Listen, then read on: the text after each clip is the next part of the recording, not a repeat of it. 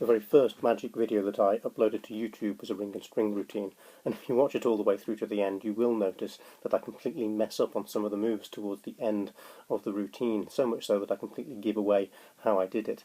This was because I performed them badly, and also that I used the wrong sized ring. What I'd done was cobble together moves from two different routines. One was supposed to use a larger 5 or 6 inch diameter ring, and the other was supposed to use a smaller finger ring, and unfortunately I didn't have either of those.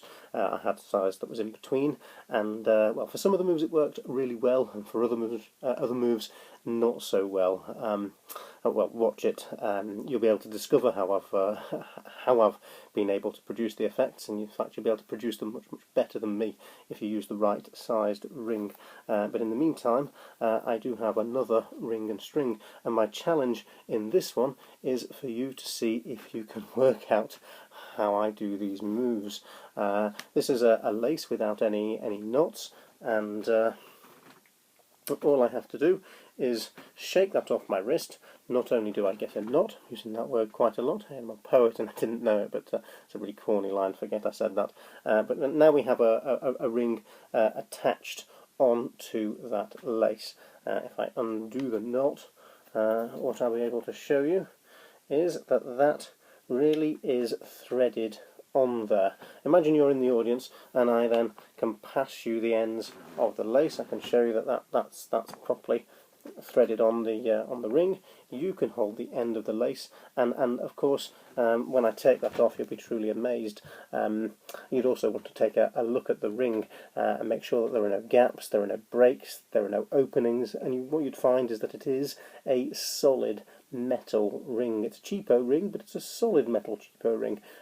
If you still didn't trust me after that, you could swap this ring for one of your own, and I'd perform the rest of the routine with your ring. Of course yours would be worth a lot more than mine, and I'd be 90% certain you get it back at the end. It's a magic routine, things disappear. Fingers crossed I'd be able to get them back for you, but it's also me performing the magic routine, and when I'm performing magic sometimes things go wrong. So I get you to sign a disclaimer. Imagine you have now given me your ring to perform with. You've also inspected the lace and you've found everything kosher. I can now place that lace, and I go with the rhyming words again, place that lace onto the ring, and I can thread that through and show you that your ring is now threaded onto the lace until I give it a good tug, and that comes straight off again. Now I'm going to do a quick tutorial for how I did that. I'm going to, if you haven't caught on already, I'm going to show you how I did that. I thought that seeing as I perform my magic pretty badly in a lot of my videos, watch them, you'll catch me out in loads of things. Some you have to watch more carefully than others, but you will catch me out. And if you're going to catch me out, it might as well be a tutorial, because then I can use the excuse that I wasn't performing it badly. I was just doing a tutorial. It's a great excuse. But there we have the ring threaded on, and while I'm chatting to you, while I'm chatting away and covering what I'm doing with my fingers, I'm actually putting the other end of the lace inside the ring. Aha, that's how we do it. And then I can pull that through, and we end up with a situation like this, where I can pull the loop all the way through the ring, and once that does come all the way through, we can just take it straight. That is that's supposed to come. That's supposed to come off.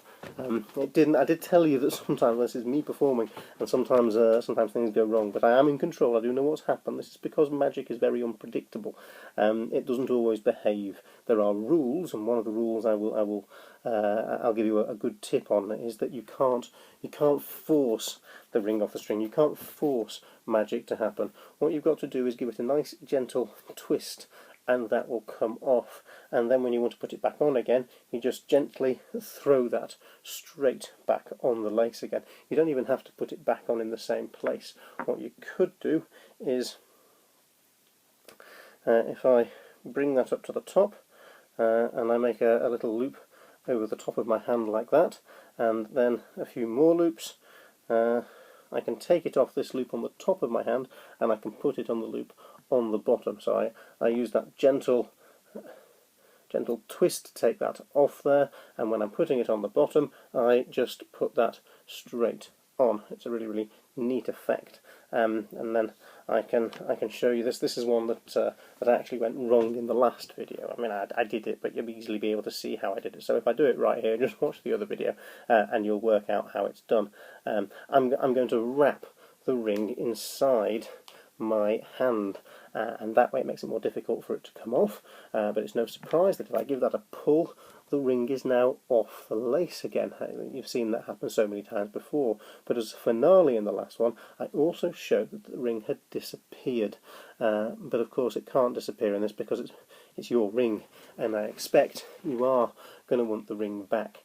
And well, I told you that I had to be 90% certain you would, but I would attempt to get it back using this wallet, because inside this wallet, if I can bring it out, inside this wallet is another wallet, and inside this wallet, if I can open this wallet up, is another wallet, and inside this wallet, if I can open this one up, is, if I can bring it out, is a small handkerchief. Now all those wallets can be inspected, there's nothing gimmicky about those, but I want you to remember that I've been using your ring throughout this routine, and well, it disappeared, and it's now appeared inside the centre of this handkerchief.